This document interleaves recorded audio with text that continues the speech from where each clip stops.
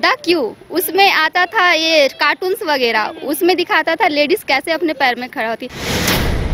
वो अचानक जब संडे को आए 7:30 बजे, घर पे देखे कोई नहीं है, बच्चे से पूछे मम्मी कहाँ है, तब वो बताए कि नहीं मम्मी दुकान करती है। जब लॉकडाउन हुआ उसके बाद हम लोग लोन ले चुके थे, तो उसको भरते भरते बजाज में बहुत हालत खराब हो गए थे हस्बैंड।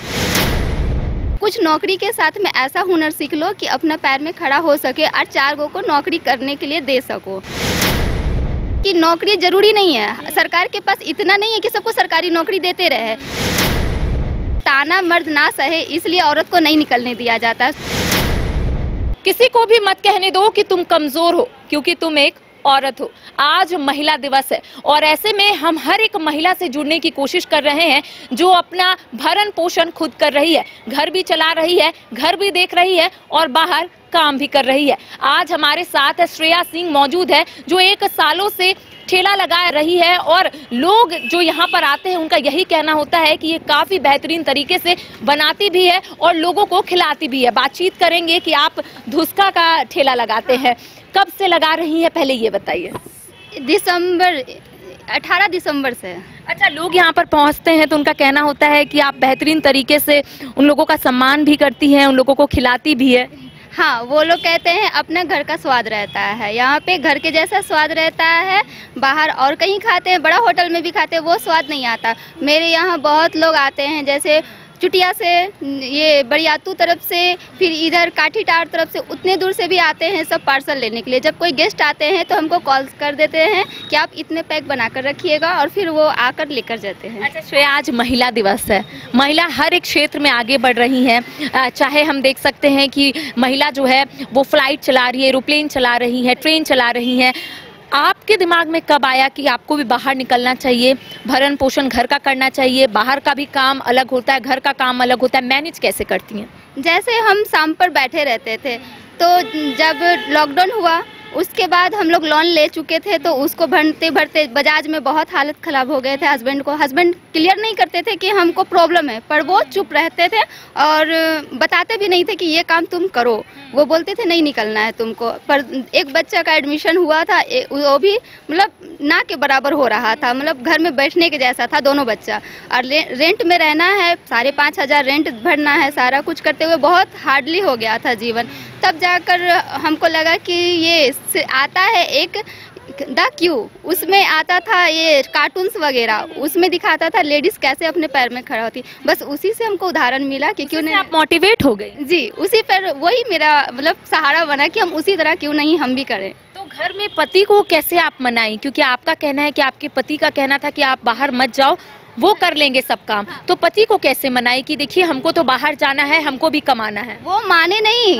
पर हम उनके ना होने पर भी हम चुप से करते थे। जैसे वो तो जाते हैं 10 बजे जॉब में, वो आते हैं रात में 9:30-8 बजे, तो हम उस बीच में 8 बजे हम चुप्पे से घर चले जाते थे। शाम में 5 बजे लगाते थे। और कब चला श्रेया? वो अचानक जब संडे को आए 7:30 बजे, घर पे देखे कोई नहीं है, बच्चे से पूछे मम्मी कहाँ है, तब वो बताए कि नहीं मम्मी दुकान करती हैं।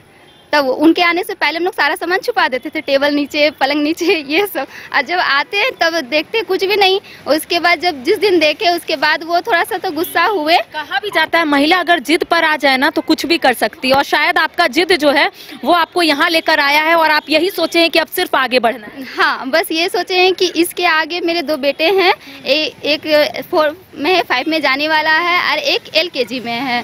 अब वो लोग को बोलते हैं कि नौकरी जरूरी नहीं है, सरकार के पास इतना नहीं है कि सबको सरकारी नौकरी देते रहे।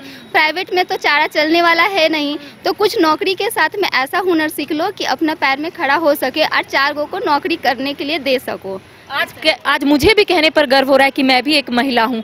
आप घर से छुपकर यहाँ पर ठेला लगाती हैं। आपका कहना है कि आपके पति को नहीं पता था, संघर्ष क्या था, कहाँ तक पढ़ाई की है श्रेया आप? मैट्रिक। जी। आपको क्या बनना था? ऐसे तो हमको एक्ट्रेस बनना था, लेकिन वो तो सपना अधूरा रह ही गया। लेकिन खाना तो हमको बचपन से आता ही नहीं था। जब शादी हुई थी मेरे 16 साल में, तो उस समय हमको ये सब आता भी नहीं था, कुछ भी नहीं।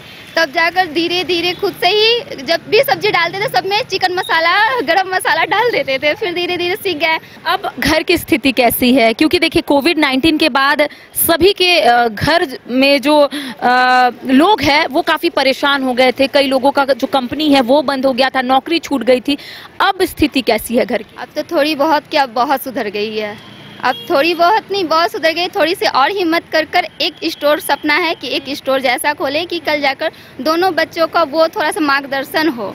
अच्छा, आपको क्या लगता है कि पहले के ज़माने में जो महिला होती थी वो खास तौर पर घर पे ही रहती थी और उनको ये बताया जाता था कि आप घर के लिए ही बनी हैं। अब जैसे जैसे जनरेशन आगे बढ़ रहा है, आपको क्या लग रहा है कि महिलाएं क्या उतनी सशक्त हो पाई है?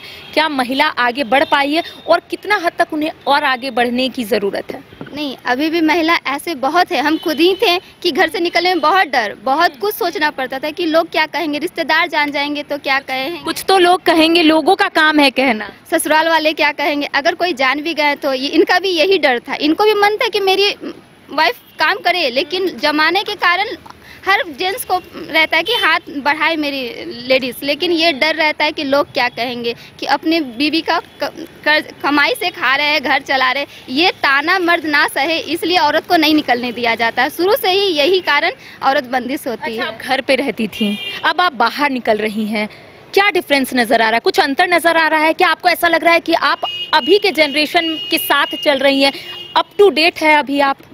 अब तो थोड़ा बहुत, क्योंकि अभी तो हम सिर्फ 4 बजे से ही लगाते, 4 से 9 शाम के ही टाइम पे, फिर भी बहुत अप टू डेट रहते हैं, क्योंकि पहले हमको कुछ भी पता नहीं रहता था। अभी आगे क्या हो रहा है, कौन मुख्यमंत्री ये भी भूल गए थे 5 साल 6 साल में कि कौन क्या है, क्या चल रहा है, क्या रेट है चीनी का, चायपत्ती का, ये भी नहीं पता था। अभी तो बहुत कुछ कर लेते हैं। महिलाओं को क्या संदेश दीजिएगा? कई ऐसी महिला है जो घर पे बैठी हुई है और उन्हें ऐसा लगता है कि शायद बाहर की दुनिया उतनी अच्छी नहीं है।